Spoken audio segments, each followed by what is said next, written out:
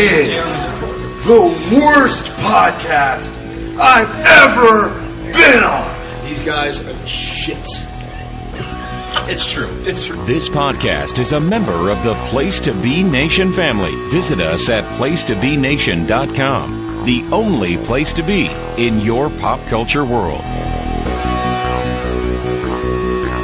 Our traveling fanboys, our traveling fanboys, our traveling fanboys, our traveling fanboys, our traveling fanboys, our traveling fanboys, our traveling fanboys. Our traveling fanboys, our traveling fanboys, our traveling fanboys, our traveling fanboys, our traveling fanboys, our traveling fanboys, our traveling fanboys. Another day and another dollar, right here, live, via tape delay. No dollars to be found around here. In the hard-traveling studios of Vancouver, British Columbia, Canada, in Ho Ho Loon Plaza. I am Greg Phillips. With me is Nick Duke. We are the Hard Traveling Fanboys, the longest running weekly episodic comic book podcast in all of Place to Be Nation.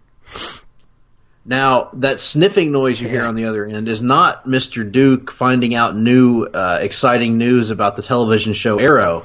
He is, in fact, battling a little bit of what we in the business, the medical profession, call a sinus issue. Now, as you know, Nick, I've been working for a university for some time now, so when you spend your time around so many doctors, you learn a thing or two. So I would suggest you take in the morning and call me tomorrow. That is what Arnold said to Batman when he gave him the cure for McGregor syndrome that he was carrying around in his suit. Now, Nick, does McGregor syndrome make you punch an old man at a bar? Oh my! No, it does not. Apparently, it makes you, I don't know, just lay there and breathe heavily, which means that I already have McGregor syndrome. You've had it for some time, in fact. Yeah, we all have. But yes, Nick, how are you doing? How's your recuperation process going? Oh, it's going okay. It's back to school season. So when the wife and the kids, all three of them, go back to those giant petri dishes they call schools, this happens about this time every year. It's not unexpected, but there's no way to avoid it, is there? Not really. No. She tries to do the airborne and the vitamin supplements and stuff, but it didn't matter. Bunch of gimmicks. Mm-hmm. Nothing like Four Loko and gas station dick pills. Yeah, well, it's crazy, the sicknesses. I was talking to somebody today, Nick, and you better watch out for this too, because the other day when I talked to this person, they had what was thought to be a head cold. Turns out today she has pneumonia. So as long as you don't have pneumonia, you're doing all right, I think. You know who else had pneumonia? DeForest Kelley at one time. Played television's Bones. Lots of people have had pneumonia at various points. No, I'm pretty sure only Bruce Kelly ever had pneumonia before this week.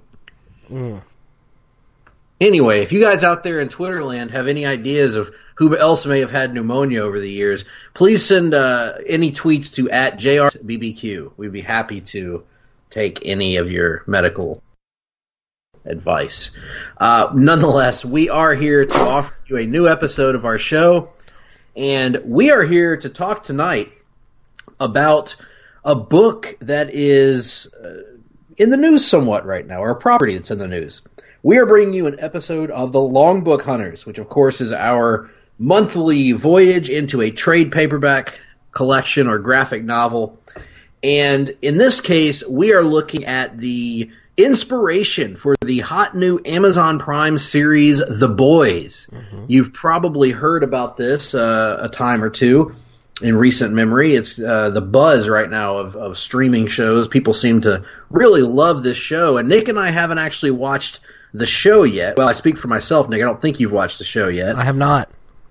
But we were interested in this comic for some time, even before the show came out, because both of us are big fans of Garth Ennis, who is the writer of The Boys.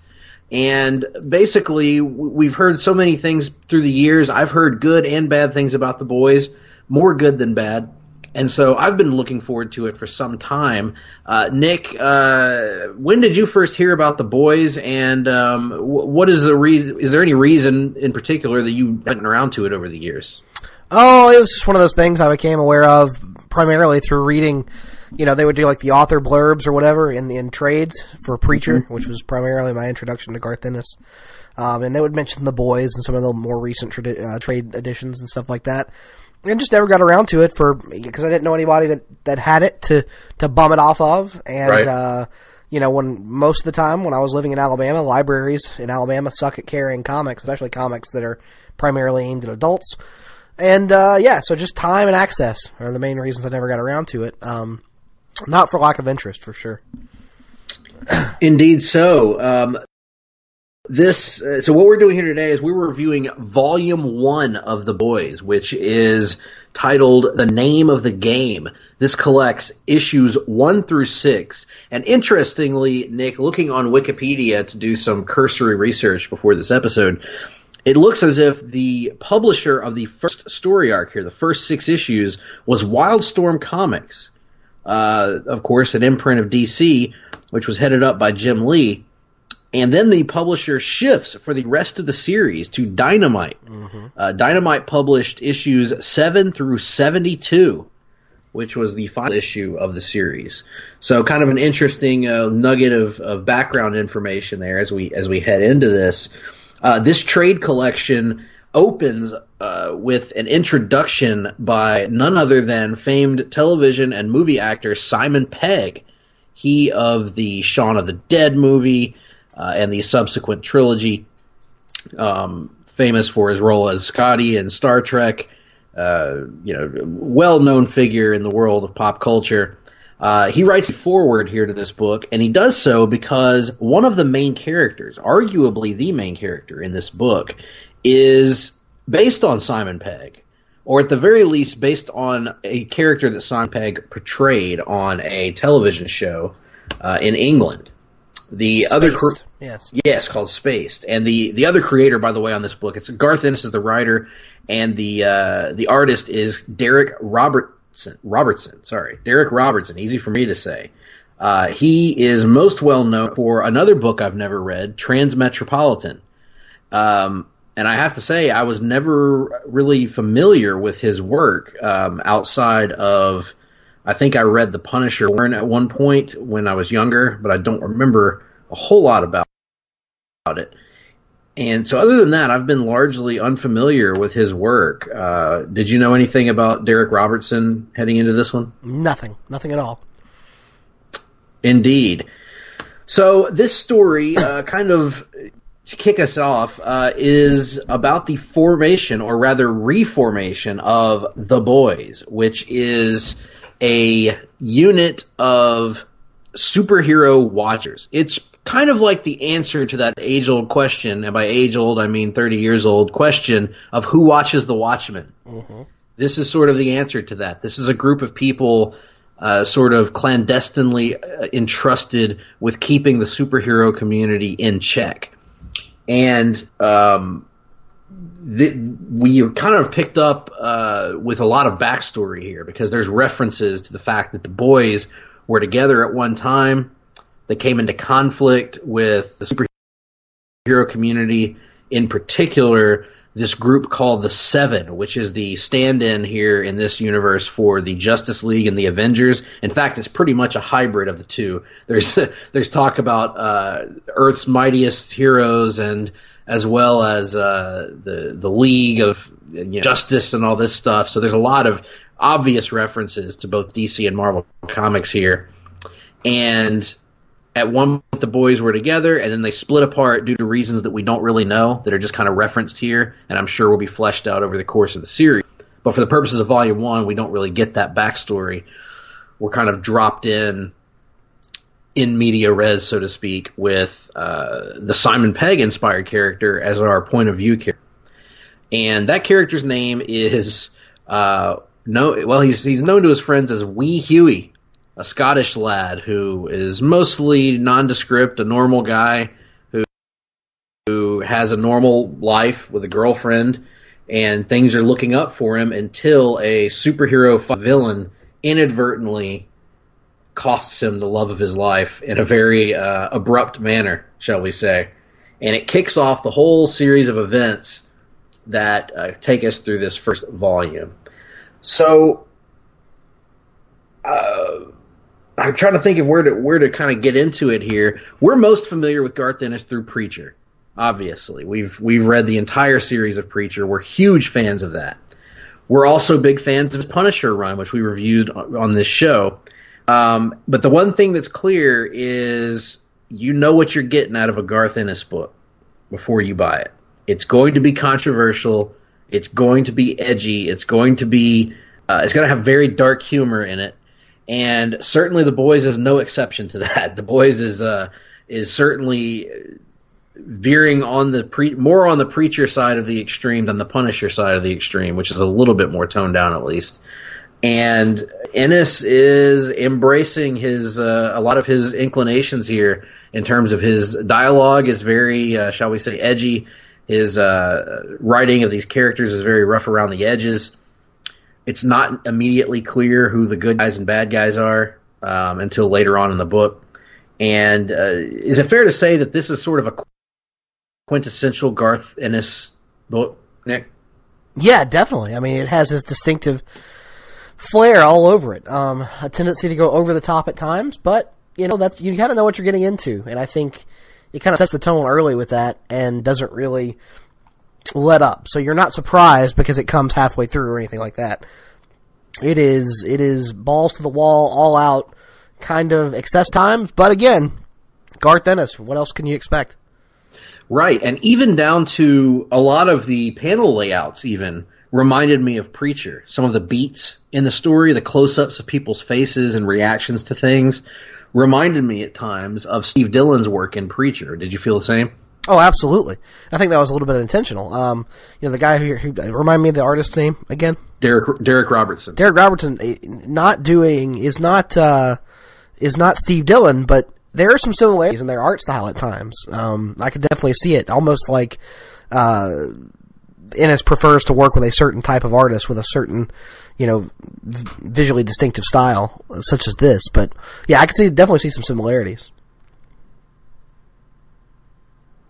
Yeah, the facial structures, the facial appearances, the very distinctive and detail-heavy faces and body language in these characters. There's a lot of detail in this art. Pretty much every page is filled with detail. And each of the characters is distinctively drawn. They all have very unique faces. And to a degree, you can see that in the back of the book, that they're all kind of inspired by real people, or several of them are anyway. The character of Mother's Milk, for instance, if you look at the original designs of this, was obviously designed off of Ving Rhames, and they simply added a beard and hair to him. And, you see that with the Simon Pegg character. So it's kind of interesting, the artistic studies here between Robertson and Dillon. While Robertson does have his own style, no question about it, and it's very good. It's very good art, as we'll get into here in a few minutes. So I mentioned the name Mother's Milk, which made Nick laugh, because in this volume, like I said, we don't get the backstory of the boys. We meet Mother's Milk, and it's just accepted that his name is Mother's Milk. Yes. Which is a rather unusual name, certainly. Although, how does Mother's Milk compare, as far as weird names go, to Blarney Cock? That one was arguably even more odd, given that he was a public superhero. The Blarney Cock is a character that we encounter who is a member of the superhero group called Teenage Kicks with an X, which is a nice touch, I thought, because teenagers love X's and Z's, or at least they did in my day. I don't know if they still do. They might have moved on to a different letter now. But nonetheless, Blarney Cock is a character that exists here. But Mother's Milk is that we don't really find out why he's called that in this volume. We just know that that's his name. We are introduced to Huey Campbell, who I mentioned earlier is known as Wee Huey, a short lad from Scotland who is kind of dropped into this whole world because a superhero's carelessness costs him his girlfriend. And I have to say, Nick, one of the things that I thought when I read this first issue, which we'll talk about in a moment in its entirety, But in this first chapter here, I felt weird about that scene because while I felt horrible for Huey, at the same time, it was clearly an accident, and so it was one of those things like, it looked like the hero felt bad for it, but there's, what can he do? And it really wasn't until later on that we see how nonchalant and careless these so-called heroes are. And it was funny. And it was funny. It was black humor. Him holding her severed arms was pretty. Oh, when the guys kept telling him, "Don't look over there, don't look over," and then he looks, and it's like just her pancake flat body up against the wall. It was funny. It's a little dark humor. I liked it. Yeah. The other main character in this story is a rough around the edges sort named Billy Butcher. Most people just call him Butcher, but he's Billy Butcher, and he is he's a little bit like John Custer's dad meets the Punisher. I think is a fair way of putting it, and maybe with a little bit of Hair Star thrown in there just for kicks, because he has seemingly no moral compass except revenge on the heroes. He's not as bad as we find out. He's not as bad as the Seven, but he's also clearly not a good guy. He is a person who is a manipulator. He is a person who is an abuser, a bully of sorts at times. He manipulates from the minute he meets certain predilections. Yes, he enjoys certain things. He enjoys certain things in life, and who are we to judge, really? But he does from the minute that he meets poor wee Huey. He's manipulating him the entire time, and it's obvious that he is, to the reader anyway. It's not obvious to Huey, but it's obvious to the reader. At least to me it was, that this Butcher guy was just using this kid for his own machinations, basically, to complete this boys' team. But Butcher, nonetheless, is sort of the resident badass. He's a guy that's like a little bit like, and I guess he got let's say the John Custer elements in there, because it comes off like he can kick anybody's ass. He's pretty much untouchable. Real badass kind of figure. But he's also got something going on that he's not letting on to the people around him. And it kind of illustrates itself pretty cleverly through the art in how he has that kind of knowing smirk at all times when people are kind of walking away from him. He'll look serious, and then as soon as they walk away, he'll have that smirk, So one gets the impression that there's more going on here with Billy Butcher. Yeah, I think we get a little bit of his backstory here in this one, but I'm assuming there's more to be revealed. I really want to know more after reading this about what caused the first incarnation of the boys to really break apart. Like, what affected Billy personally, but I'm more interested in like why this failed before and why they're putting it back together. Yeah, I totally agree with that. Mother's Milk is kind of this more peaceful, he's kind of like Luke Cage in appearance, but he's more of a peaceful kind of level-headed guy than Butcher is. No, he's known as like the glue of the team. Then you've got the Frenchman, who is I particularly enjoyed this character. He's he's a stereotypical French guy. He's a poet. He's a philosopher. He likes to wax philosophical on things. A little bit like the character of what was the character on The Flash, who was the Frenchman? Oh, Sherlock. Sherlock. A little bit like that, but more in the realm of philosophy and poetry. And yet, at a moment's notice, he can flip a switch and turn into this violent, sadistic killer who, again, has no moral compass. Nothing will stop him from destroying whoever's in his path and being very violent about it. And then you have the most vicious of them all, a character who doesn't utter a single word in the entire book.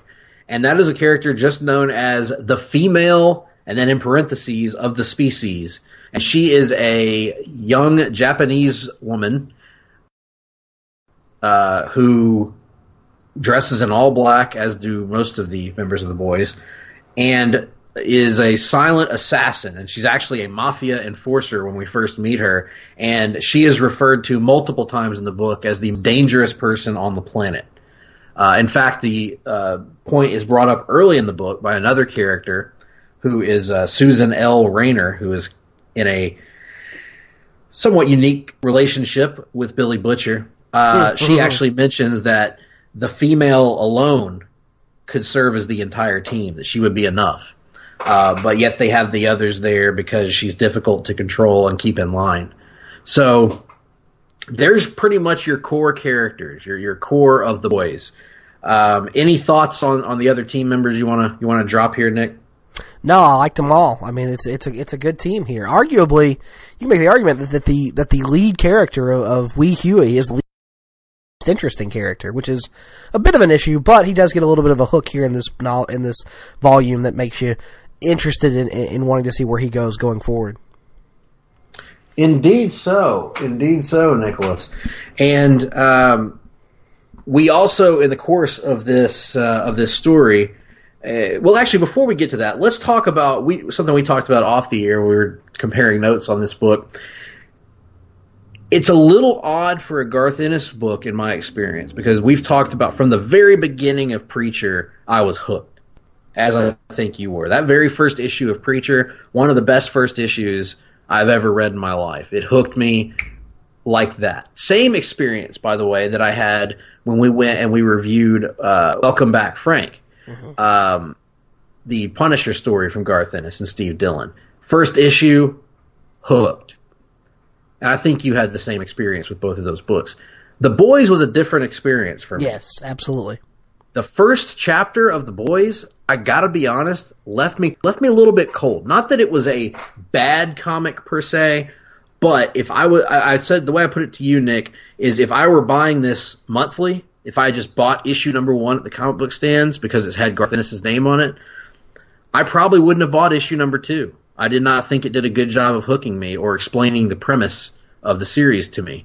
I thought issue 2 was a little bit better. And then it picked up some momentum. But you mentioned feeling the same way about it, Nick. Yeah, the issue is kind of just jumping around to all these different places, and you don't really get an idea of what the story is. Like, you don't really understand, because again, we're thrown in kind of cold. We don't know who the boys are, that there was this team, or what their purpose is, and so it's just kind of these vignettes of different things happening throughout this world, this universe, and only at the very end do we get a tease of Billy, of the Butcher, and Wee Huey sitting down to have a chat or something. And prior to that, you don't really understand what anyone is seeking to accomplish, really. It's well written, I would say, but it's not, the pacing of it is off. The dialogue's good, but it just doesn't together very well. Totally agree. It doesn't flow like a Greg Phillips column is supposed to flow. That's true.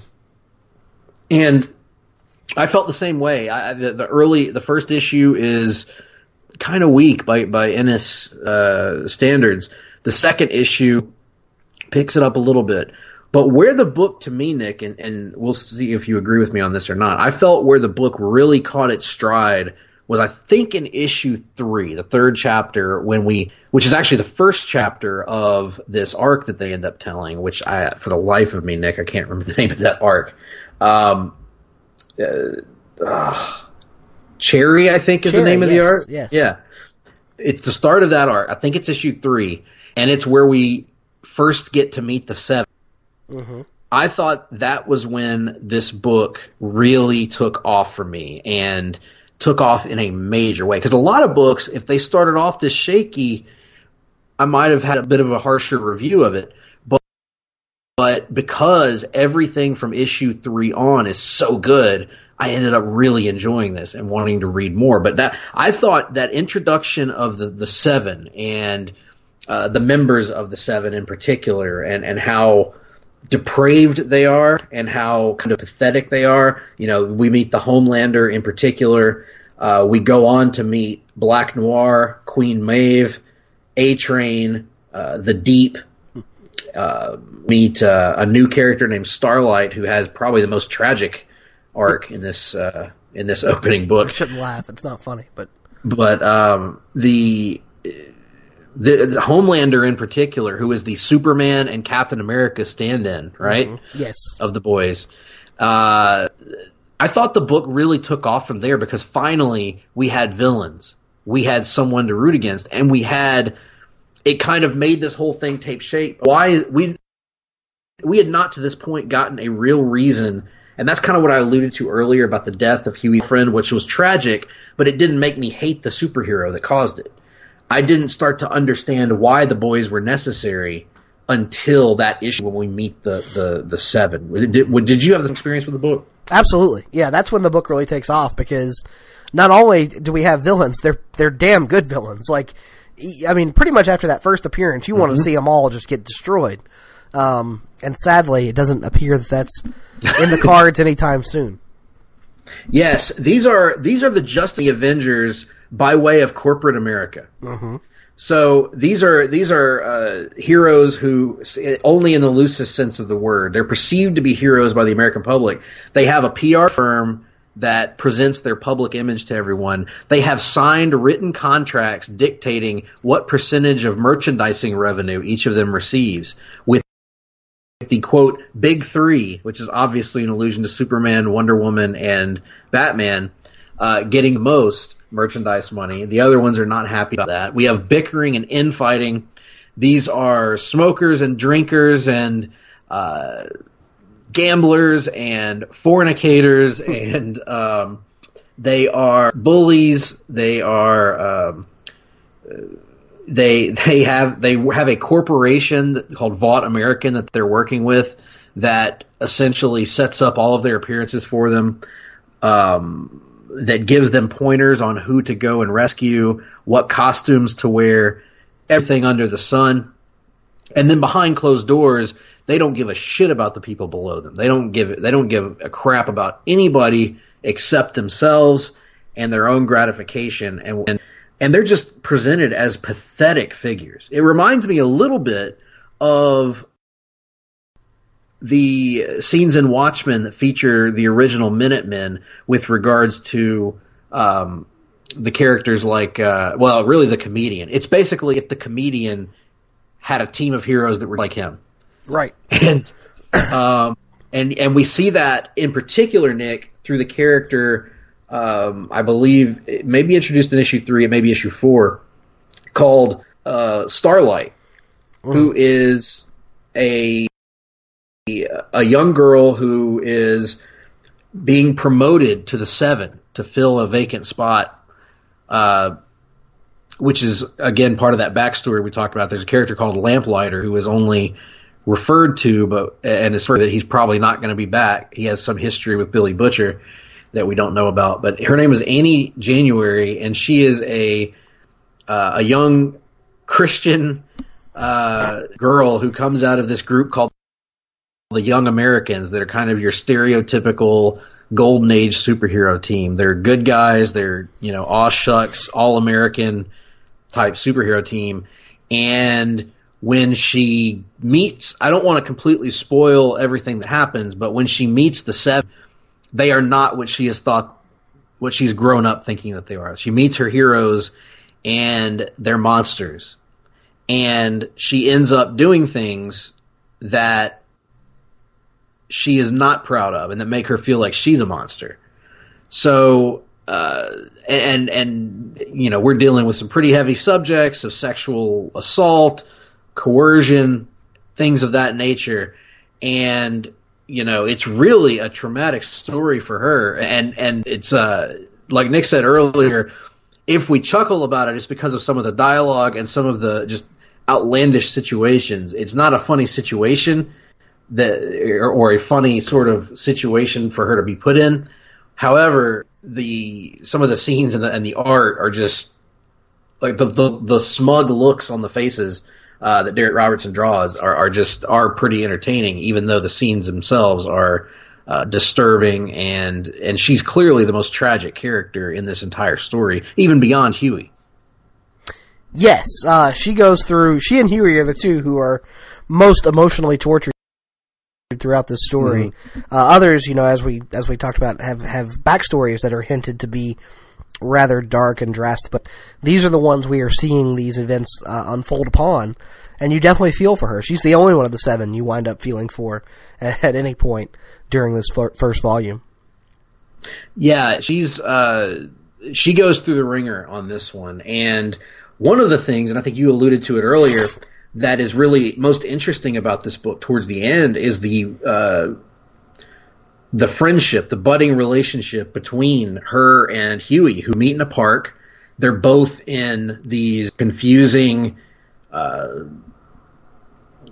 tragic situations in their lives, and they find a way to relate to one another a little bit and meet up, and you get the sense that there's going to be more to come from them, that they might forge a bond. And what's particularly interesting about that to me, Nick, is how that bond will affect their standing in their respective teams. Yes. More so Huey, because I have a feeling that Annie is not far away from quitting her team potentially.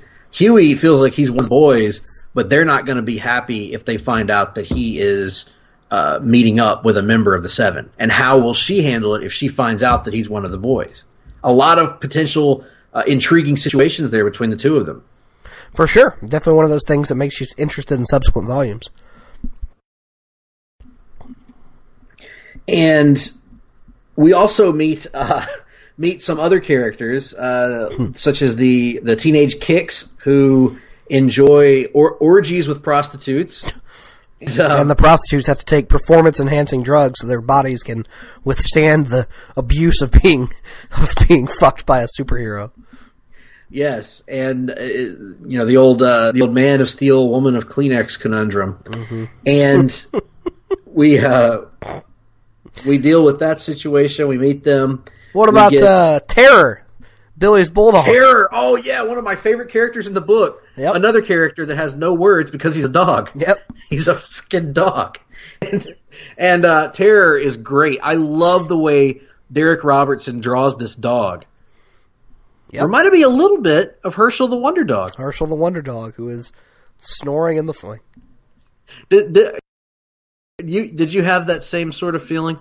Well, Terror is intact, whereas Herschel the Wonder Dog's manhood was taken from him many moons ago. True, so. But that hasn't stopped him from trying. No, it hasn't. And the effort is what's really important. The effort is what's important. Terror is an outstanding, especially when Terror decides to, make a friend in the park. Yeah, tremendous stuff with Terror. Derek Robertson's art, we haven't talked about it enough, is tremendous throughout this. It's really great art. Right up my alley in terms of what I look for in a book like this. Easily defined characters, lots of detail, and like I said, just drawing the art alone is what you have to really make Terror a compelling character, and he is in this book. Now, I know Garth Ennis, and I have a feeling that at some point during the series, something bad is going to happen to Terror. And it's going to upset. No, can't. No. That's not allowed.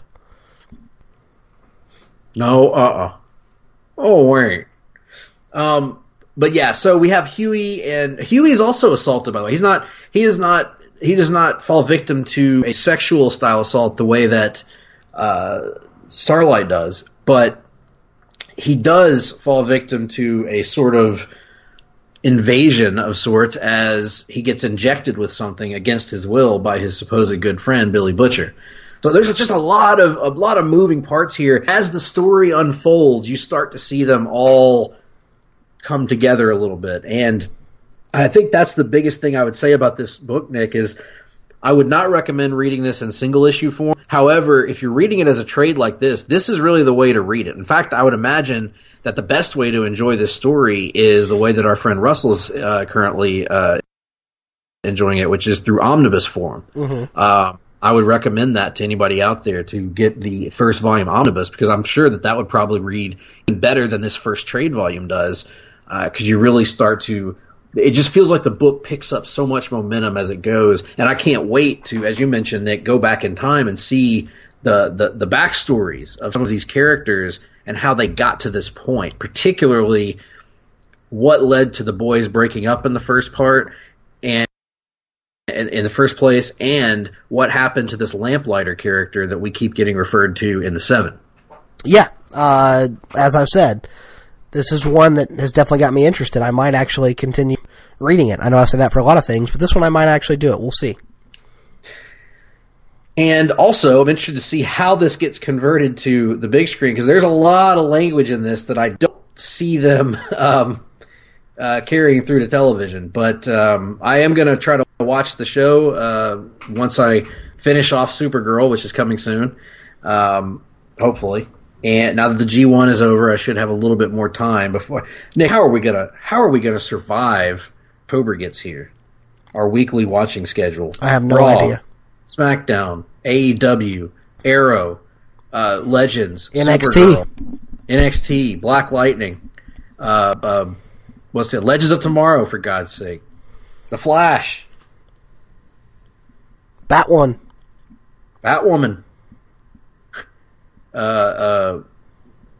Watchmen. Yeah. You can't win them all. They're not going to have time enough at last. And football. And Titans. Potentially Titans, and potentially the Atlanta Braves in the postseason. Let's not put the cart before the horse. All right. Well, anyway, folks, unless Nick has anything else to say, I think it's clear that we both enjoyed the book. I think you put it earlier, liked it, didn't love it, and that's pretty fair for me too. Yeah. But I'm feeling that in future volumes I would have a better chance of loving them because of how much I enjoyed the ending of this book. I think this ends on a really interesting note and makes me want to find out more moving forward. I do wonder how they cut off the volume here, because that didn't feel like the end of a chapter, really. That felt like kind of an intermission, if you will. Yeah, I would agree. It was still one that gained momentum as it went along. It definitely, by the end of it, was much stronger than it was at the beginning. It was well for continuing down this road. So, yeah, I might check some more of this out. Same here. Well, we want to know what your thoughts are on The Boys. Have you watched the show? Have you read the book? If you've done both, how do the two compare? Hit us up on Twitter. I am at gphillips8652. He is at nickduke87. Send us an email, gregp@placetobenation.com, nickd@placetobenation.com, or join the Place to Be Nation Comics Facebook page. Just go to Facebook, go to the search bar, type in Place to Be Nation Comics, join the club, join the conversation, join the fun. When we come back from our little commercial break, we are going to have our look at the news and notes in the world of comics. We will have, we might have reading and watching. I don't know if we'll have that or not, because I don't know if we'll have it. We'll have to see about that. But we'll certainly have the Wrestling Minute. We may even have a little surprise guest star. Stay tuned. Promotional consideration paid for by the following.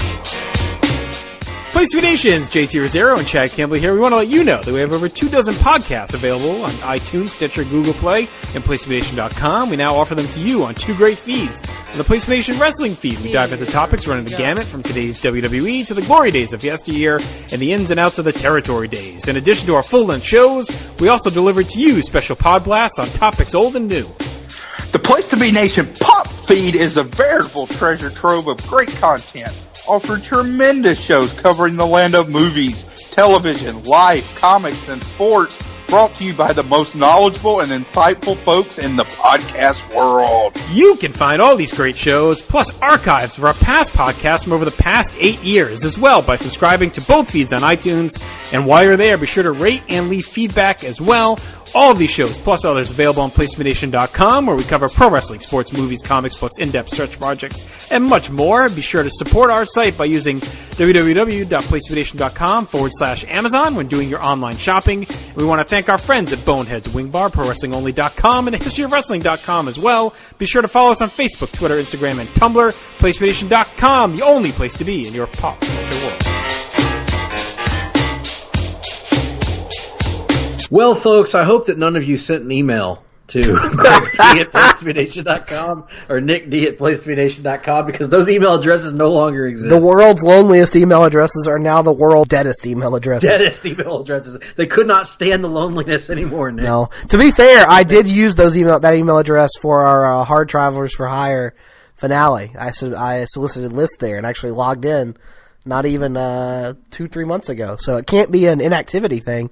It could just be I don't know, some sort of behind-the-scenes thing that we probably shouldn't be discussing on the podcast, but that's neither here nor there.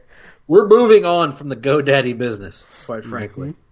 GoDaddy, why don't you go start another business? Yeah, I lost interest in GoDaddy when they lost Danica Patrick as a sponsor. Exactly. So did Aaron Rodgers. Oh. So you can get a lot of celebrity gossip here on the Hard Traveling Fanboys that you won't get anywhere else. That's right. Did you know? What else you can get? Did you know that? Go ahead, Greg. Kurt and Goldie Hawn are dating. I did not know that. Yep. Did you know that Ethan Hawke and Uma Thurman had a kid? I did not know. You did know that. I mentioned it in our group chat not too long ago. Well, I assumed that you knew that Kurt Russell and Goldie Hawn were dating since they've been dating since 1980. I didn't know that. That's news to me. Isn't one of them dead by now? No. Why would you say such a thing? Both of them are national treasures. One of them certainly is. The other one, is she? You lay off of Kurt Russell. Is she really? Oh, come on, Goldie Hawn. First of all, in her day. Sure. Come on, man. In her day. Plus, she gave us Kate Hudson. She gave us tremendous performances over the years in movies such as that movie where she's a soccer coach. I knew that's what you were going to go with. Oh, God, Walt. Ladybugs. No, that's the Rodney Dangerfield. That's the Rodney Dangerfield one. Terrible Rodney Dangerfield. That was like Sylvester Stallone doing Rodney Dangerfield. I don't get no respect, you know. She also did Overboard with her boyfriend Kurt Russell. Mm-hmm. That was a good movie. Mm-hmm. Death Becomes Her with Bruce Willis. Mm-hmm. A lot of good movies from her. I don't know that we would bestow national treasure status upon her. Well, we've bestowed national treasure status upon lesser individuals. Oh. I don't think Hillbilly Jim is a national treasure the way that you've made it out to be. I've never said 20 that. years. I've never said that. Nick, that's all you've said since I've known you. Yes, I often just go on long diatribes about how great Hillbilly Jim is. Look at him. Yes, all right. Well, in serious news, though, Nick, in more pressing matters, it's been a busy time here at Place to Be Nation. Wouldn't you agree? It has been. Over on the Place to Be Nation pop feed, the Hard Traveling Fanboys, that's us. We just had our review of Preacher Season 2, Episode 1. That was last week. Dig through the archives and find that. I don't need to plug the current episode because you're listening to the current episode. Rod talk about the classic issue Justice League of America number 200 on a brand new DC for you. How does it hold up today? And does Snapper Carr annoy them more here than Rick Jones does on Marvel? To find out. It's a dead heat, I have to say, after reading a lot of both characters. Now that's the amalgam that the world really has been begging for. Snapper Jones. Yeah. On the inaugural sports edition of Looking Forward, Looking Back, Andy is joined by the Cowboy, Roger Morton, Scott Criscola, and Peter Winson to look forward and preview the upcoming NFL season, as well as look back and analyze the most recent seasons of the NBA and NHL. Pop Go Movies when Andy and J. Arsenio D'Amato get together to discuss the latest major summer movie release, Once Upon a Time in Hollywood, in a spoiler-filled review. On a new Sunday Groove, David and guest Andy Helene discuss their personal Desert Island discs, and JT joins Andy to talk about Kevin Smith's Dogma in the latest and greatest episode of Laugh in Theater. Meanwhile, the greatest song of the 80s tournament continues. There are 6 polls a day posted for round 2. You can get in on the action on Facebook by searching PTBN's greatest song of the 80s tournament and liking the page. Be sure to weigh in. Ooh, baby, do you know what that's worth? Ooh, heaven is a place on earth. And it's known as the PTBN wrestling feed. And here's some of what you can find there. SummerSlam 2019 is in the books, and we have a pair of instant recap shows for over on Chain Reaction. Nate, Scott, Jenny, and Brent broke down the weekend's events, and on the monthly PPV reaction show, Chris and Devin dive into their thoughts on SummerSlam. I'm going with Talking WCW is back with myself, Tim Capel, and Jennifer Smith dissecting a trifecta of matches featuring the great Rey Mysterio, or as he was known back then, Rey Mysterio Jr., in my opinion, the greatest of all the cruiserweights. In a new Wrestling Warzone, Chad and JT look into a memorable night of wrestling TV by examining the January 22nd, 1996 episodes of Monday Night Raw and Monday Nitro. On Main Event, Scott, Steve, and Nate talked SummerSlam and also were joined by Pete Schermacher and Ben Zani to recap this year's Scenic City Invitational. Ben and Pete also broke down the full 2019 SCI weekend on Row 1 C. On Episode 2 of Extreme Three-Way Dance, JT, D'Amato, and Jenny take a look at February 94's The Night the Line Was Crossed. I, for one, am excited for when they finally get to the night that Kimono Wanalea danced atop the EC Arena. And on episode number 7 of You Don't Know Billy Jack. Now, see, you can't get through it without laughing. You can't get through it without laughing. You can't. You can't. I was imagining you reading it. Now, the shoe's on the other foot. On episode number 7 of You Don't Know Billy Jack, Drew introduces Jordan to Jumbo Tsuruta versus Genichiro Tenryu from 6'5", 89. And presumably... Look at Greg showing off his Puroresu knowledge by inserting the first names in here, even though they're not written on the damn live read. Right. Go off, because none of you would have known that. He's only trying to do that for my benefit, trying to show off to me, like I'm supposed to be impressed by that. Sometimes you have to compare small sizes. On PlaceToBeNation.com, PTBN's tribute to 1994 continues to roll on with lots of great content. Also, the Draft Wars crew was back with a draft of SummerSlam matches. Read the recap and cast your vote on who had the most Bret Hart matches. Glenn's weekly walk around the web takes us through all the highs and lows of the World Wide Web. And also check out our social media pages and message board over at bigelow34.proboards.com for information on joining our greatest WWE pay-per-view and TV match ever project. Get in on the conversation today and start researching your list. By God, Nick. By God. We're done with that now, and we're on to the next thing, which is not going to be reading and watching, because we're not doing that this week, folks. We haven't read anything other than what we did today. We haven't watched anything comic book related. That's actually a lie. Watched a little bit of Justice League over the weekend. Would rather not talk about it. Oh, wait. No, I want to talk about this. Wait just a minute. Wait, really? What did you watch? I guess I need to set up the segment then. This is our segment we like to call... Watching. What you been watching?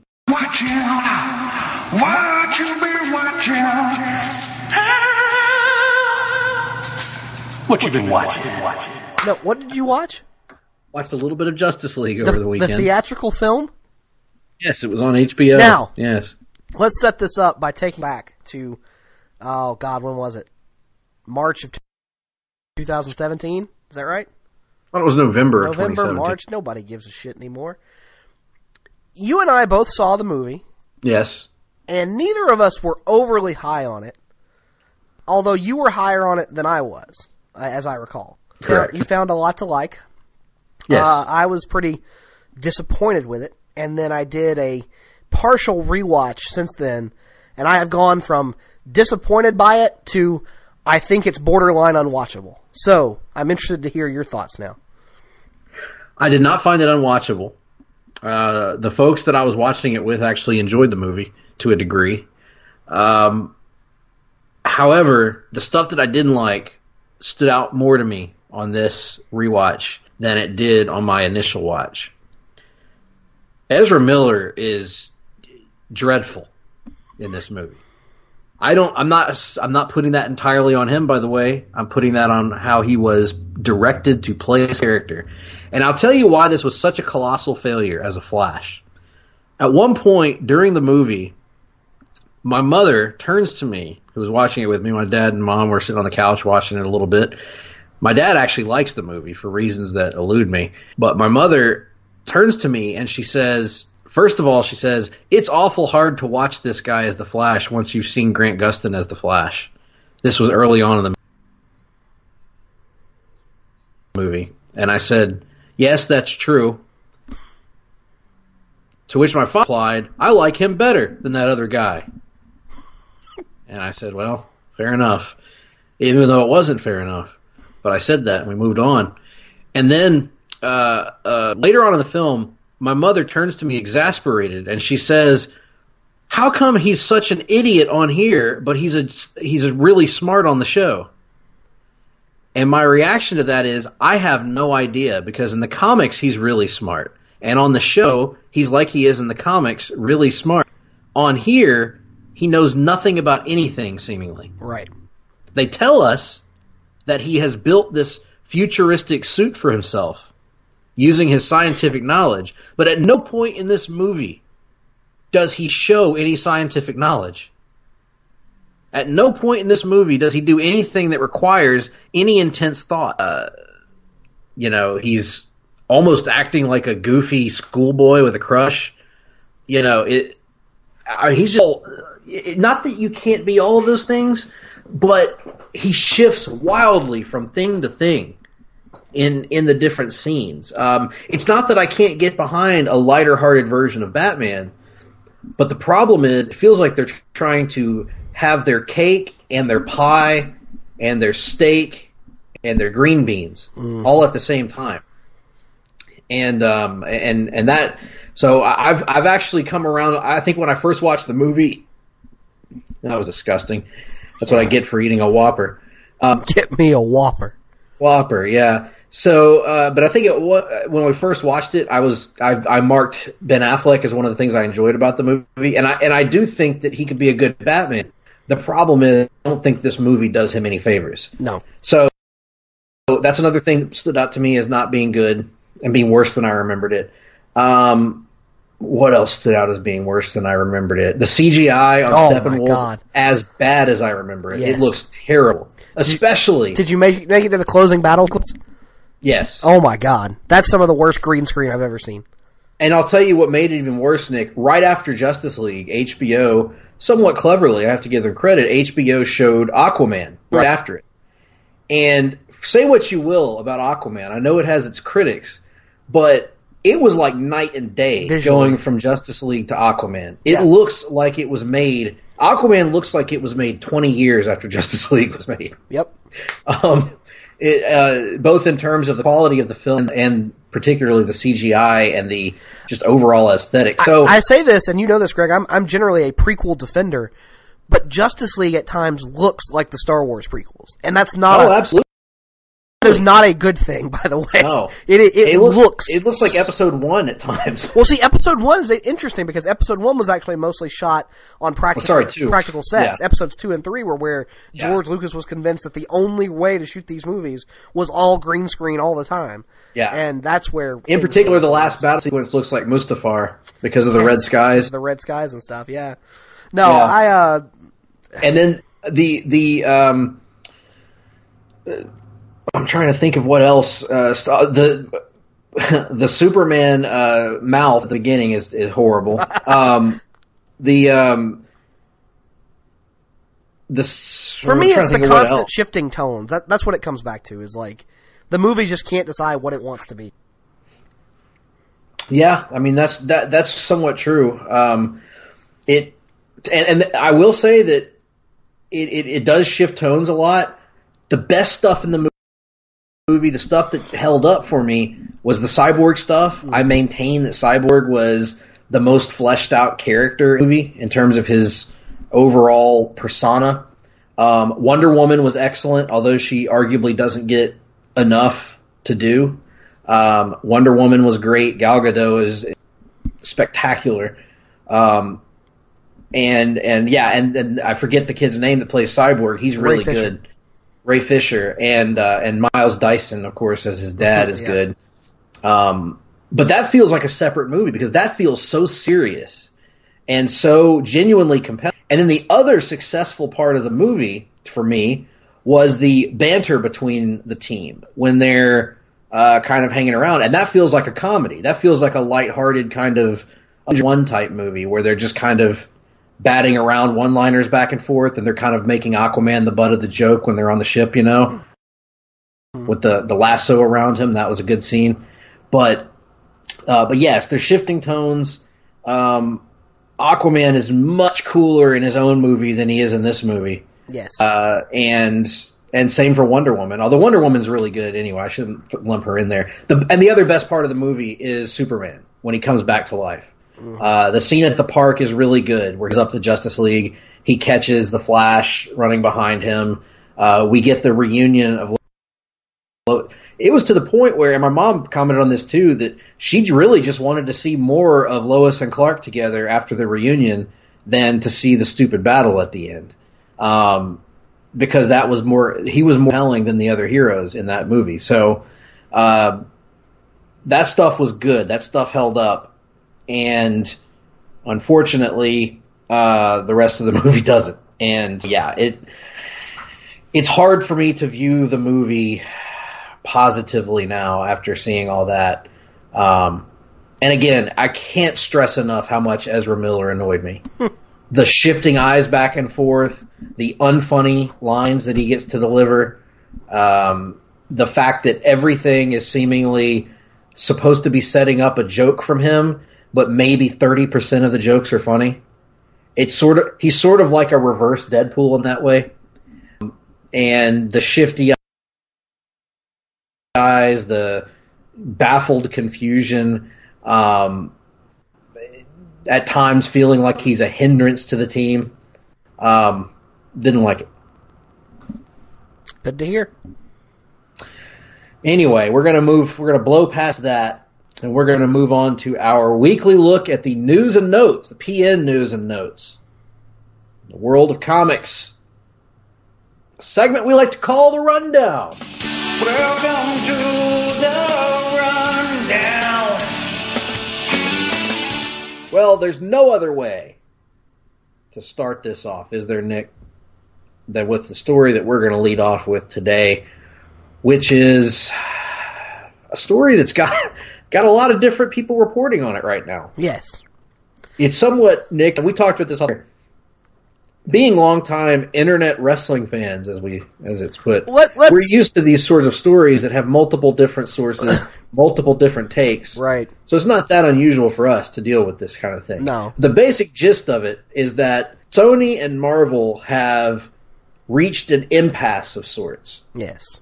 As it regards to the usage of Spider-Man in the Marvel Cinematic Universe. This original story that dropped, I believe, was on Deadline. Deadline, yes. And indicated that Disney came to the table wanting a 50-50 split on revenue with Sony. To include a 50-50 split. I'm talking about the original story. Yeah. The original story didn't mention all this stuff. True. And mentioned that Sony wanted to keep the agreement the same, which was 5% of first dollar revenue on the movie. So 50%. Which, and for first dollar revenue, by the way, is only 5% of the initial week's box office. I looked up that term. So not the total box office run, the opening weekend only. So Disney proposes this 50 number, Sony balks, doesn't come back to the table, deals off. Spider-Man's done. But then subsequent reports came out in the next few days, or the next day, really, to indicate that all was not as it appeared. We got representatives from Disney to comment, representatives from Sony to comment. Sony, of course, saying that the news was mischaracterized, Disney leaking some terms of what they requested in the agreement, which, as you mentioned, is a 50-50 split in production cost as well as revenue.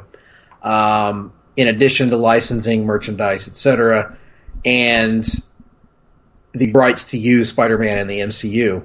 And they also wanted to take more of an ownership role over the other Spider-Man characters, Venom, etc., with potential to include them into the MCU.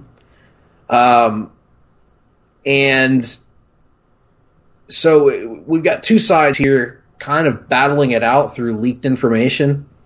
I think both Nick and I reached the conclusion pretty quickly that Disney leaked the initial news. Yes.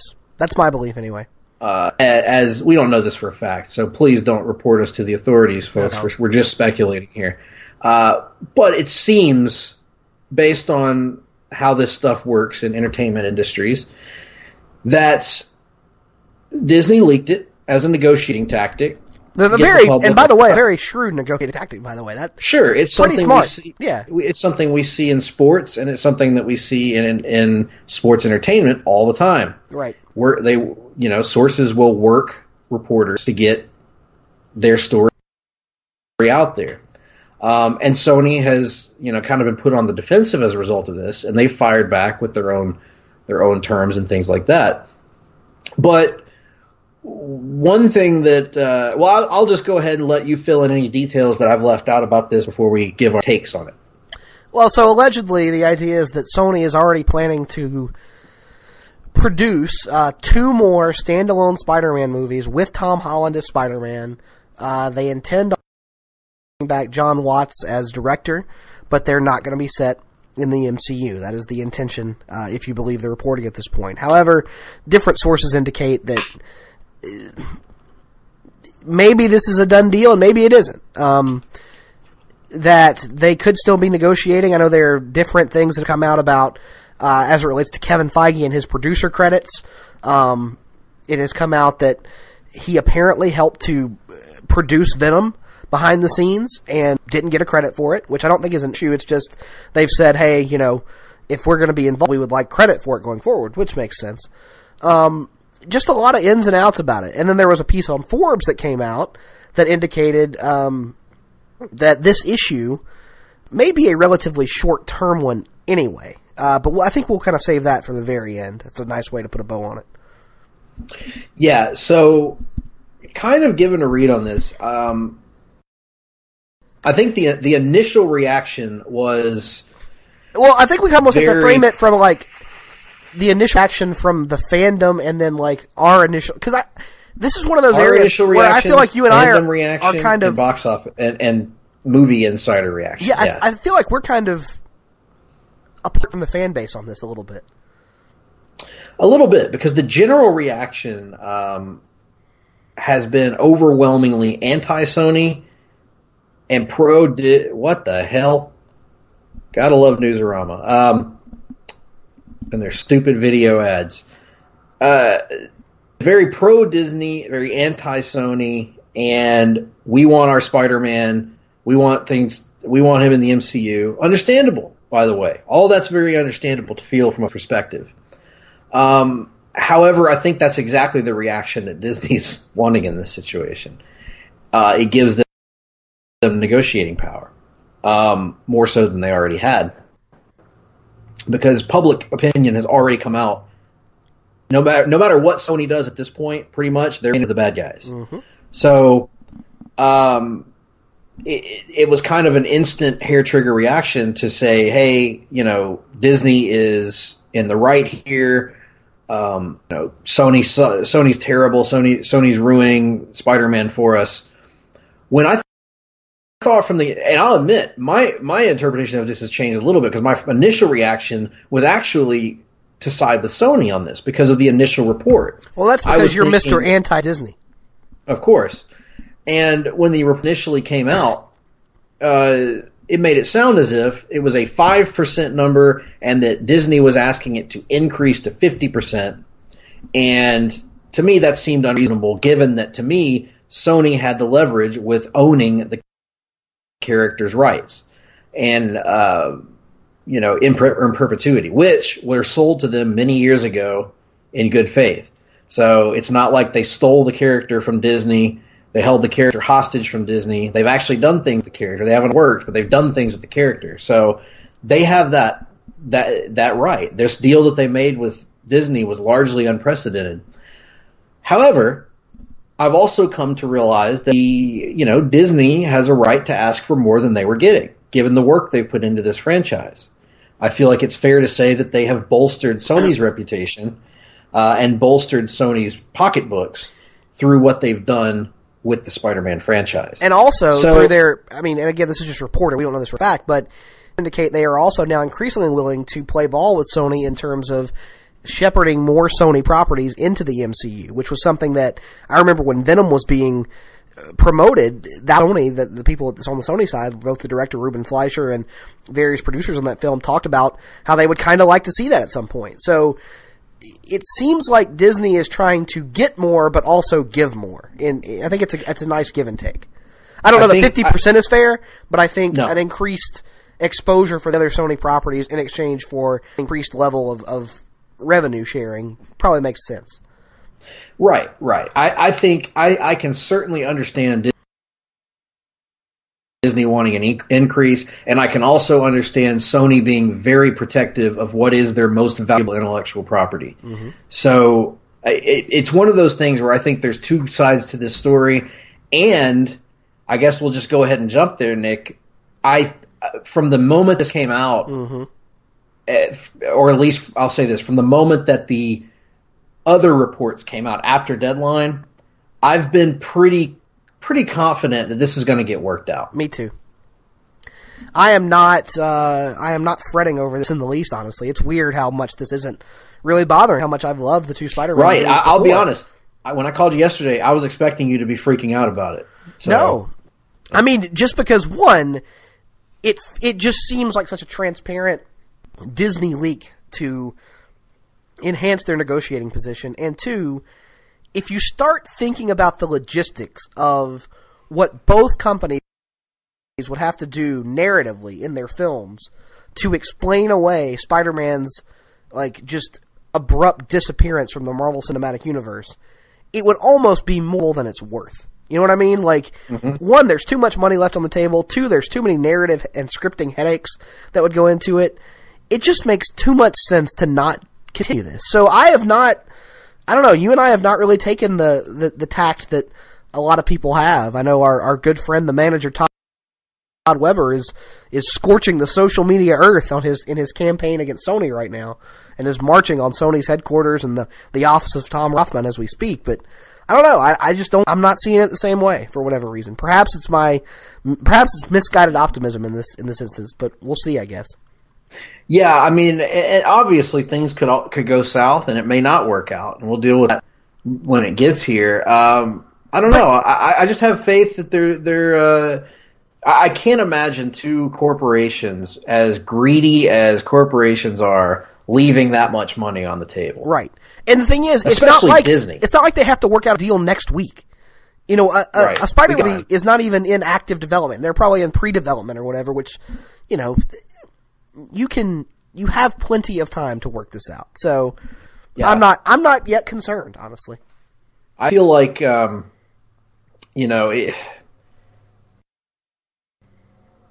if it doesn't work out anytime soon, I think both parties will be fine. I think in the short term, Sony will be fine making a movie where Peter Parker's on the run from the law or what have you.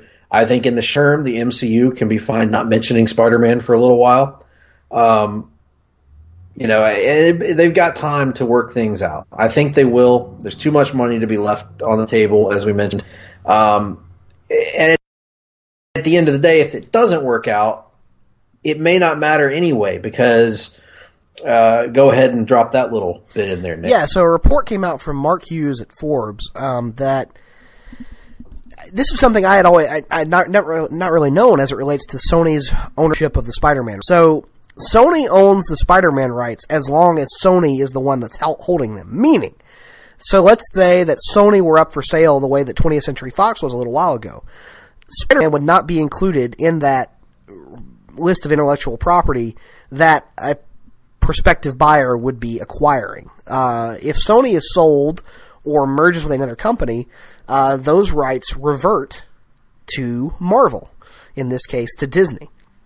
And there is widespread speculation, Hugh says, that sometime in 3 to 5 years probably, Sony will increasingly become a target by larger content providers, such as Netflix or Apple or any of these other people, Comcast or Disney, who are trying to get into the over-the-top streaming game and need more intellectual properties, more back catalog to fill out their respective services. So if Sony decides to sell, Marvel gets the rights back anyway, and Sony will not be able to monetize that Spider-Man IP in a potential sale. So I almost wonder, and I don't think they'll do this, but if Sony is thinking about that at this point, trying to open itself up to a merger or an acquisition, would it not make sense to explore the idea of selling Spider-Man back to Disney now for a exorbitant sum of money?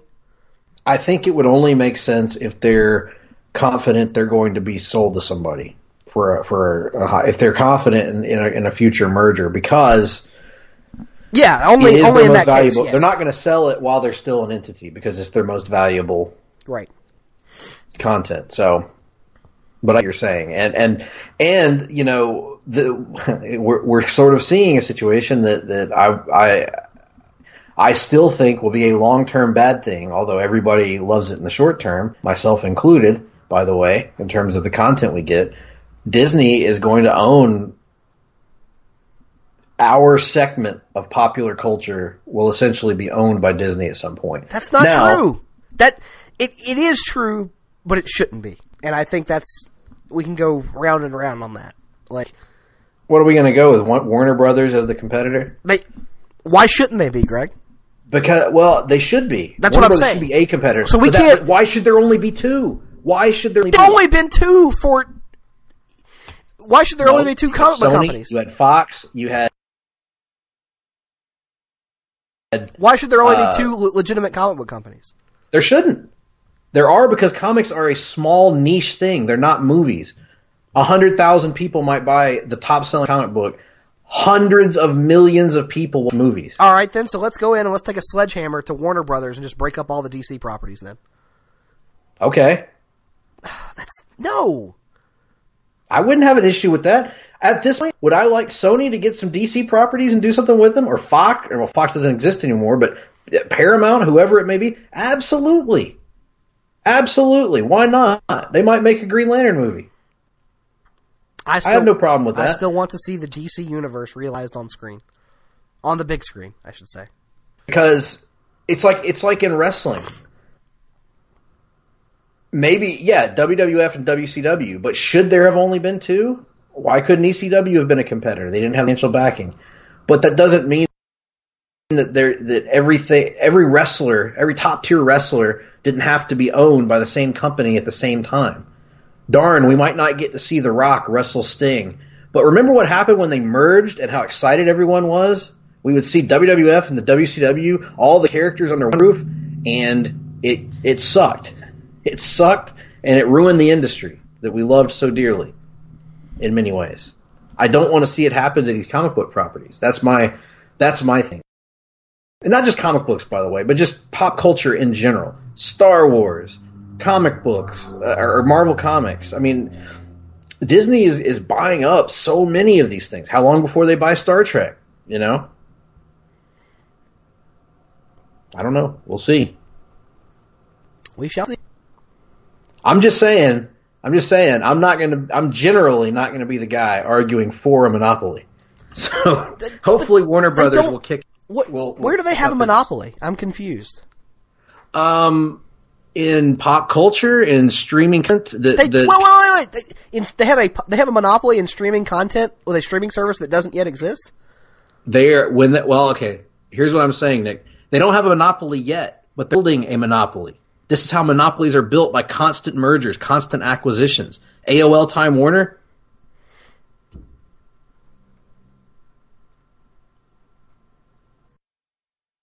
Monopolies aren't built in a day. That's all I'm saying. But nonetheless, I'm enjoying the Marvel movies too. So it's all good, fun and games until they start making movies we don't like.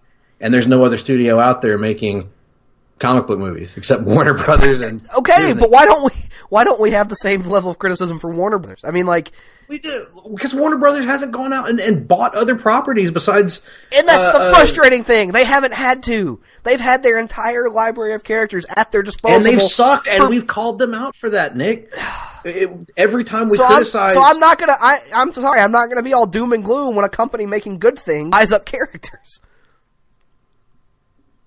That the WWF was making a lot of good things in 2002, and nobody, and I'm sure at the time the difference in your example, WCW still exists. They just suck. Yes, that was 2000, Nick. WCW sucked for 3 years before they got bought, and it still wasn't a good thing that they got bought. In your example, though, that would require Disney to buy Warner Brothers.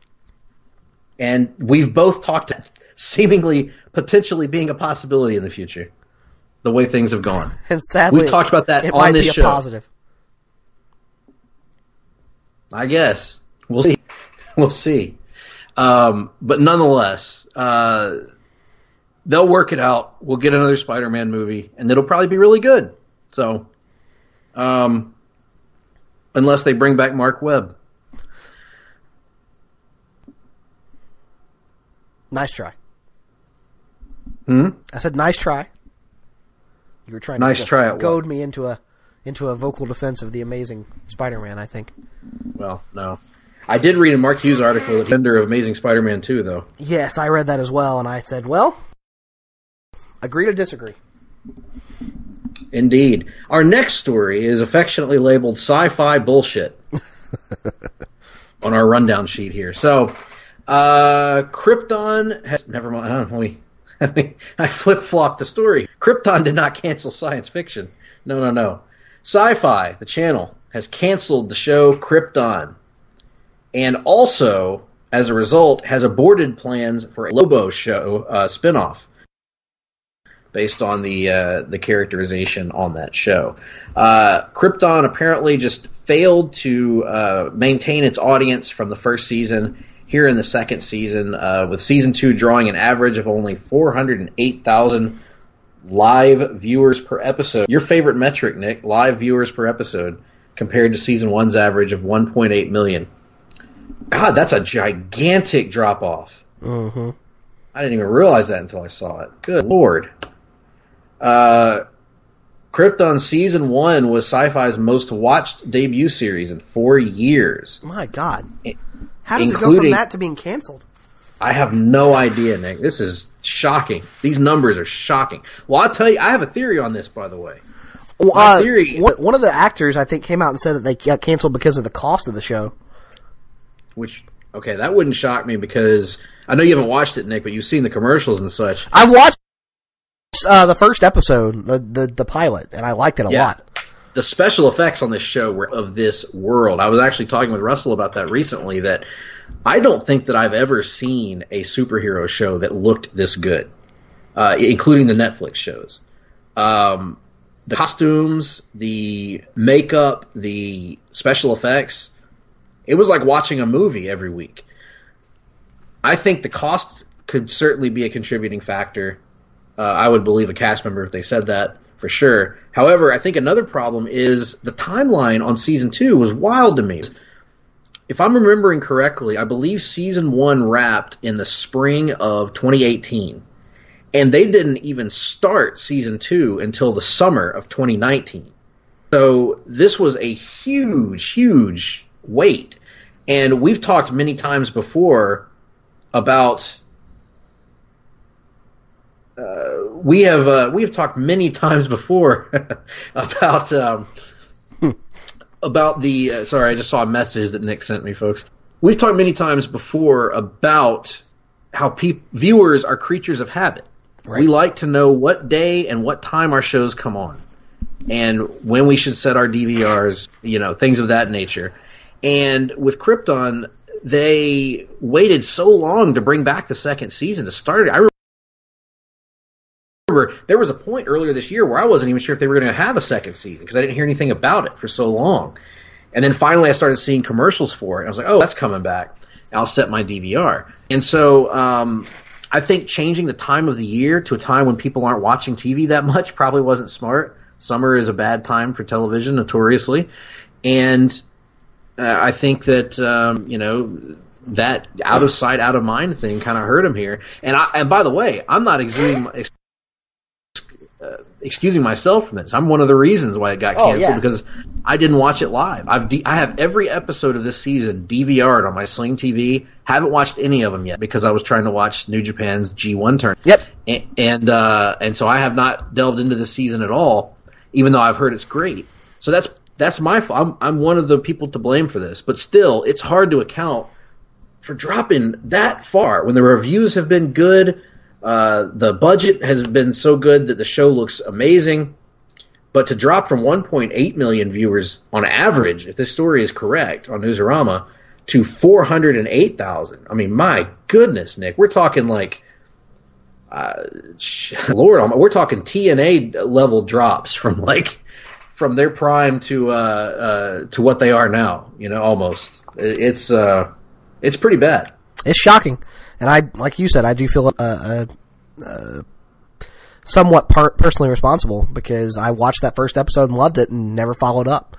So they didn't get my live viewership, they didn't get my DVR viewership. So it just goes to show you we've come so far in superhero culture.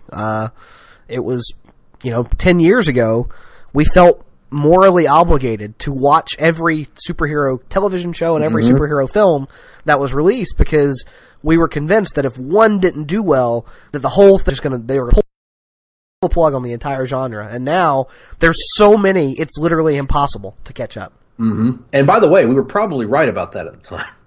So well, Ghost Rider bombed, and that didn't, True. Yeah, that's a good point. But it felt tenuous, given we had reasons to feel that way, given the way that the 90s were not a strong decade for us as comic book viewers of the big screen. But as a result, the Lobo show is not necessarily over because they're going to the production studio is trying to shop the Lobo show to other networks. I would think DC Universe would be a logical landing spot for that if they wanted to do it. Of course, I would prefer them just to save Krypton, but I don't know that they can afford that show. But we'll see how it all works. I certainly hope that the cast and crew find a landing spot, particularly Cameron. I think it's Cameron Cuff that played the lead character on the show. He's really really strong actor and a huge DC fan. I hope they find something for him to do moving forward.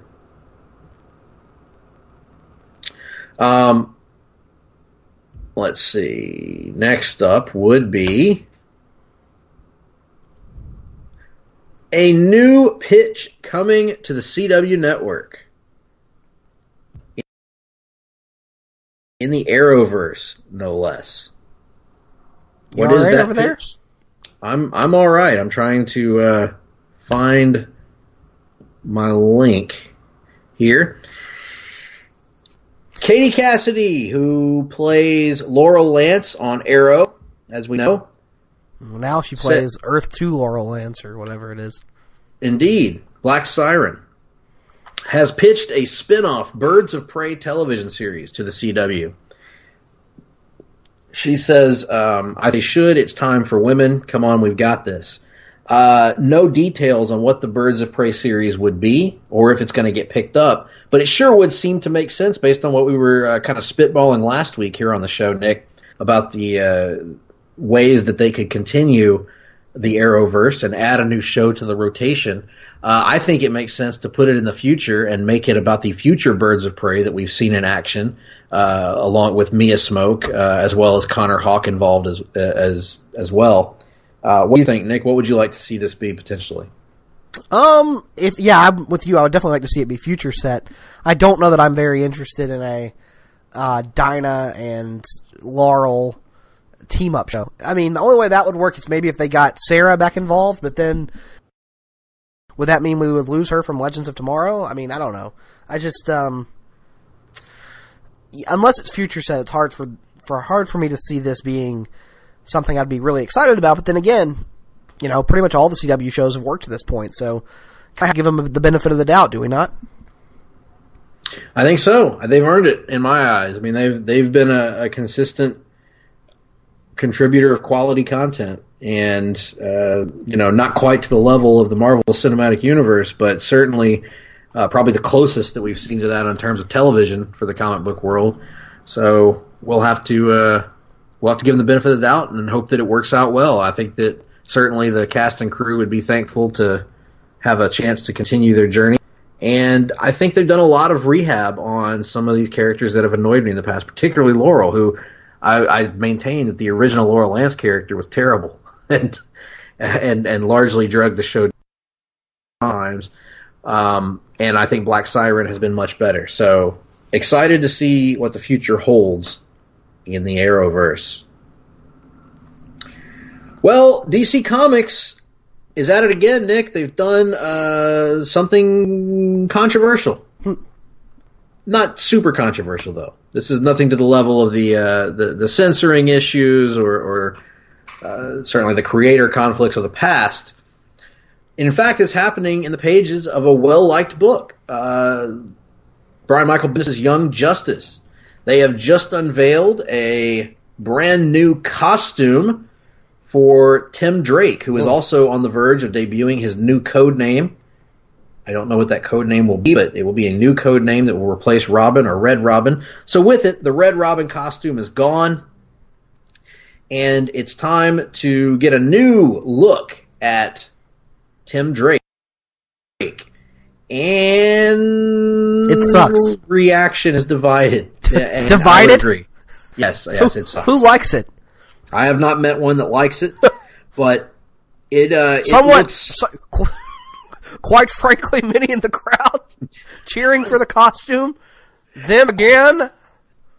Select few not cheering for the costume. Rooting against the costume, quite frankly. I've not conversed with those who are rooting against the costume. I would not converse with those individuals. I will say this, Nick. It was certainly a bold choice to color the costume bird shit brown. Yes, that's good. It looks like Gambit's costume without the coat.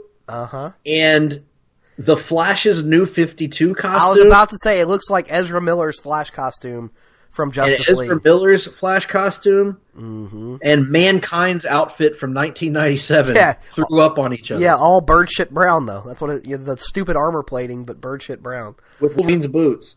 And to make matters worse, this image does nothing to dispel a long-standing deal that I've had with Tim, which is just how freaking similarly he looks to Dick Grayson at times in the way he's drawn. Does this not look like it could be a new Nightwing costume?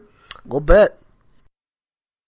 And so I just don't think it works on any level really. Even if you maybe if you recolored it, if you changed the brown to, God, I don't know, red or green.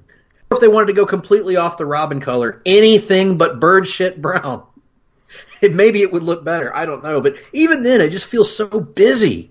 It feels like almost like a New Gods costume. It's supposed to be busy and weird, but I don't know. I'm not a fan of this, Nick. I don't like to overreact to costume redesigns too much, but sometimes they're just real bad. And this one in particular, especially, I'm looking up above, I'm seeing the Connor Kent costume redesign. It looks great.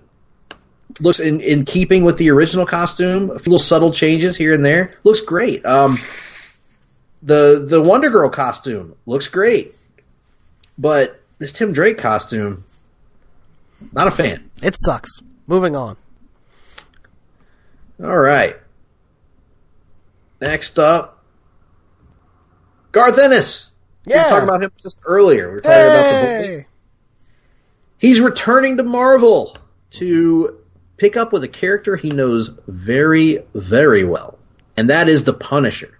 He is actually writing 2 Punisher miniseries coming up in the very, very near future. And the first one is going to be called Soviet, drawn by Jason Burrows, coming out in November. And the second one is going to involve the Punisher and Nick Fury. It will be called Get Fury, with art by Goran Parlov, appearing next year. Now, Nick, I can only assume that if it's a comic book featuring the Punisher and Nick Fury, that it must be a graphic novel adaptation of the classic Punisher arcade game from the 90s. And I'm hoping that because the other one is called Soviet, it will feature the return of the Russian from Welcome Back, Frank. Oh, that's good. That's good. Will it be Kevin Nash's version of the Russian? Maybe it'll be multiple Russians. I could buy that for $1. But yes, I really am hoping that that's what that is Garth Ennis played the Punisher arcade game and said, I can make that into a comic book. What a great arcade game, by the way, Nick. We need to find a way to play the old all the old comic book arcade games and rank them. I could finally play this Spider-Man arcade game that I never knew existed until the last couple of years. But that would require emulators and all kinds of crap that I don't want to get into right now. In any event, our last item, as we mentioned many times on the show, we are contractually obligated to talk about any potential crossovers between wrestling and comics, our two interests. Well, two of our several interests, but our two primary interests. And in this case, a wrestling comic book crossover that just makes sense. Glow, the very popular television series on Netflix, which I have never watched, but have heard wonderful things about. Nick, have you watched it? I've watched one episode. I've heard great things about it, and have not watched it. But nonetheless, IDW is bringing in or putting out a new Glow comic book series called Glow versus the Babyface. A new story set in the world of the Netflix series and overseen by the showrunners Liz Flahive and Carly Minch. It's a 4-part miniseries, actually, now that I'm going. And it will be co-written by Amy Garcia, the star of Lucifer and Dexter, alongside former pro wrestler, WWE Divas champion, AJ Mendez, who you might remember as AJ Lee. Mm-hmm. She is going to be co-writing this alongside Amy Garcia and creating it alongside the returning artist Hannah Templer. And, I mean, it just makes sense, Nick. Getting a woman with wrestling history and experience, it just makes sense. This is going to be AJ's first slot writing a major comic book like this. But I hope she does well. I think IDW chose well with putting this creative team together, and happy for AJ to find some more success outside of the business. Absolutely. Have not watched a lot of the show, so don't really know what to expect from this. But great idea. AJ was always vocal about her love of the medium, of the genre, if you will. So this makes a lot of sense on all levels. So I hope it does well. Oh, genre, you say? Mm-hmm. That's a blast from the past, Nick. And what else is a blast from the past is something we've been doing for a while here now on the show, which is me looking over into the side of the L-shaped room here. And I can't help but notice, Nick, the plasma clock on the wall indicating that it's time, once more, the Wrestling Minute. Interesting developments around the wrestling world. We now know, Nick, that All Elite Wrestling and its Dynamite show will be going head-to-head with NXT on the USA Network on Wednesday nights. Huge development here that kind of shook things up a bit, if you will, paving the way for some ruthless aggression in the wrestling wars. Absolutely. So, on the one hand, this is very exciting because I think direct competition, I should say, will probably drive both companies to be better in the long run. Also exciting for the NXT talent. USA Network's a big deal. Lots of exposure for those guys who probably were not. I mean, NXT was one of the higher watched things on the network, but good for these guys to get exposed to a wider audience, which in theory should make merchandise sales go up, live event sales go up, so on and so forth. Should mean more money in guys' pockets at the end of the day, which is always a good thing in industry. Yep. On the con side, Oh, another pro. 2 hours. I actually think 2 hours of NXT is a pro. I think we have had NXT guys on the roster who just can't get TV time with our show. The Keith Lee it stands out. Keith Lees of the world. You can now have actual, I think this is the first time in history, Greg, and I may be wrong on this, but wasn't this past TakeOver the first time ever with a non-title women's match on a TakeOver? It's the first time in a long time. I don't know about ever, but certainly in the modern, in NXT's hottest period, certainly. Yeah. I can't remember the last What time. I'm saying is mid-card tag team and women's title or women's feuds have not been a thing. Non-title women's and tag team feuds. Now you have ostensibly the real estate to do that every week. So lots of exciting things.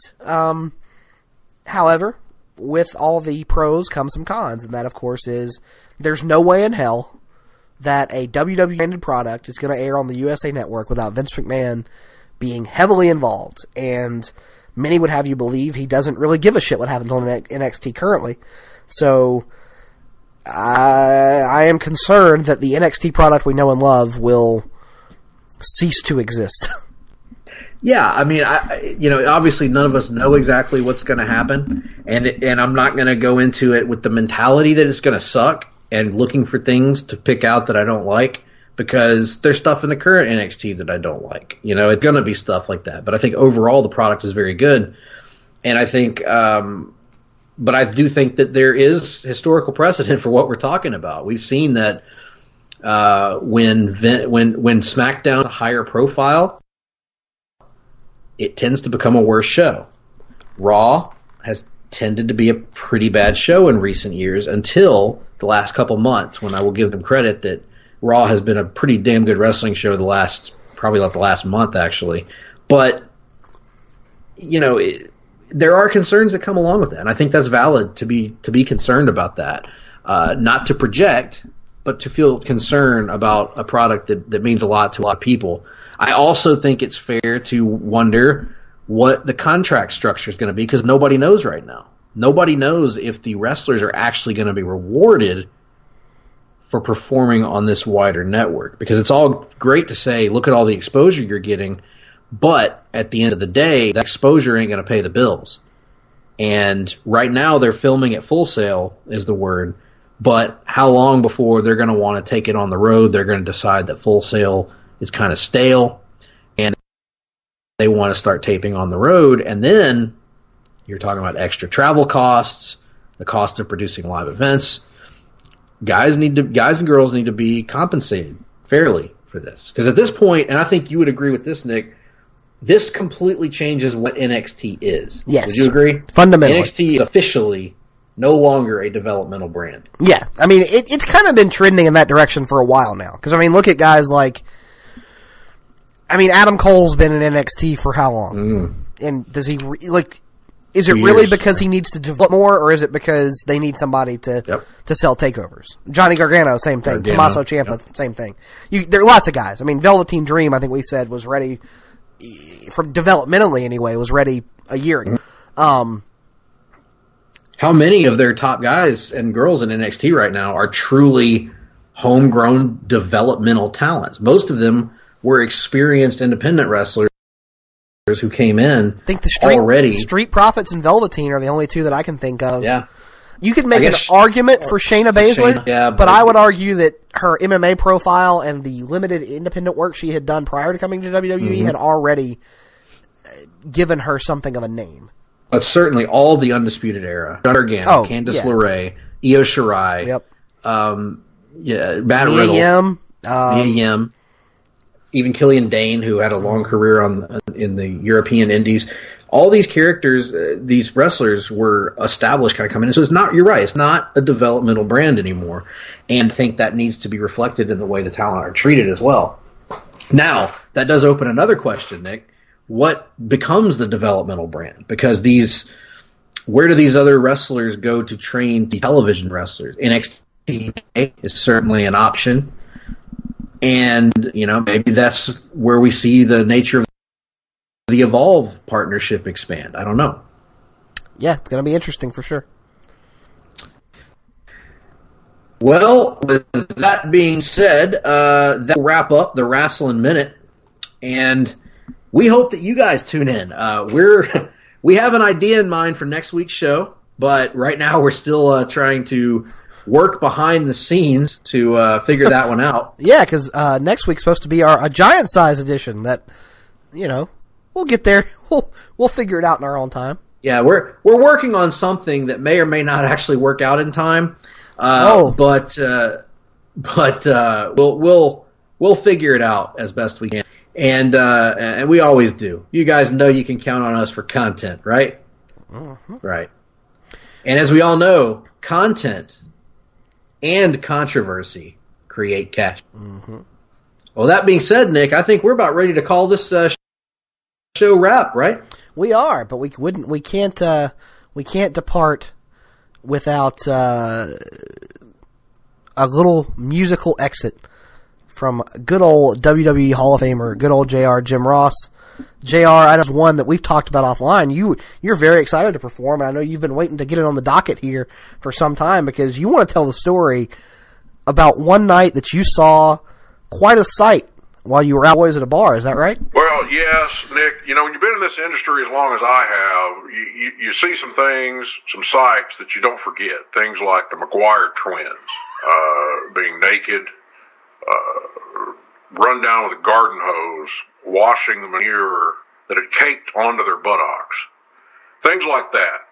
And one of the stories that I remember best came from a time early in my career. It was 1978, as I recall. And I'm sorry, it was actually a little bit later than that. No, 78 is a different story. It was actually down in Mid-South by 1985. We'd just gotten our hands on a fellow by the name of Ray Traylor. Now, Ray Traylor was a hell of a hand. You folks might know him as the Big Boss Man, the Guardian Angel, had a lot of different monikers. Some of them were bullshit, quite frankly. But that's besides. And one of the things that made him a star, first of all, was he was a great heel. And you know why he was a great heel, Nick? Don't. Tell me there more. were rules. No. There were rules for him to break. Anyway, this is a story about him in that era, and it goes a little something like this. We were all down at Harley's bar, telling stories if we had one. Someone fired the old jukebox up. The song, it sure was a sad one. A teardrop rolled down Big Bubba's nose. From the pain, the song was empty. And all at once, he jumped to his feet. What a vertical leap, by the way. What vertical leap for a wrestler, a 300-pounder now, like Big Bubba, pushing 400, quite frankly. Jumped to his feet, just like somebody kicked him. Big Bubba shot on the jukebox last night. Now, this is a true story, folks. He said it played a sad song and it made him cry. He went out to his truck and he got his ass a 45. Big Bubba got a single leg takedown on the jukebox last night. Now, I know what you're thinking now. Bubba ain't never been accused of being mentally stable. That's true. Because, as you all know, a jukebox actually doesn't have legs. This is problematic when you're shooting for a single leg takedown. There's actually a zero leg takedown, as it turns out, because the jukebox was square in nature. Bubba could not get his arms wrapped around the jukebox, no matter how hard he tried. But nonetheless, we did not draw an easy breath until he laid that Colt on the table. The Colt, of course, was the name of his pistol, not Colt Cabana, who's built a little empire for himself. I had my Colt Cabana. I signed him, by the way. I brought him in as Scotty Goldman, a little bit of a creative misfire, admittedly. But he was a hell of a talent in his own way. You know, Cowboy could have done something with him, but he did a lot more with Big Bubba. Anyway, Big Bubba hung his head until the cops showed up, and they dragged him right out of Harley's. They told him, "Don't you play dumb with us, you son of a bitch. You know damn well what the charge is." And what was that charge? Well, the charge is Big Bubba was shooting a single leg down on the jukebox last night. He said it played a sad song that made him cry. He went to his truck, and by God, he got a 45. Big Bubba shot on the jukebox last night. Well, the sheriff, which is what we called Andre in those days, arrived with only his bathrobe on. Now, usually that would be where Ric Flair would be. He'd be wearing his bathrobe and that's it, nothing else. But in this case, it was Andre. The confrontation was a tense one. He shook his head and said, "Bubba, boss, you was always a dense one." That's my Andre impression. Excuse me, folks. Smoked a lot of Marlboros. Big Bubba shot on the jukebox. That's what I'm getting at here. Anyway, reckless discharge of a gun, that is what the officers are claiming. But Big Bubba, he hollered out, "Reckless? Hell, I shot on just where I was aiming." That's right. Big Bubba shot on the jukebox last night, said it played a sad song that made his ass cry, went to his truck and got his 45. Big Bubba shot on the jukebox, got stuffed on his first shot now, and then he got Briscoe. Jack Briscoe was there at the bar, and Briscoe and Bubba both shot on the jukebox last night. They managed to get it down, actually. Briscoe passed into side control. Briscoe whipped that jukebox's ass, as you would expect. Anyway, well, he could not tell right from wrong anymore through the teardrops in his eyes and the cocaine in his nose. Beyond a shadow of a doubt, there's only one conclusion. Once the cops got there, they looked at that jukebox and they said it was a justifiable homicide. Big Bubba shot on the jukebox, stopped it with just one shot of Jack Briscoe, that is. Big Bubba, Jack Briscoe, and his brother Jerry all shot on the jukebox last night. Our traveling fanboys, our traveling fanboys, our traveling fanboys.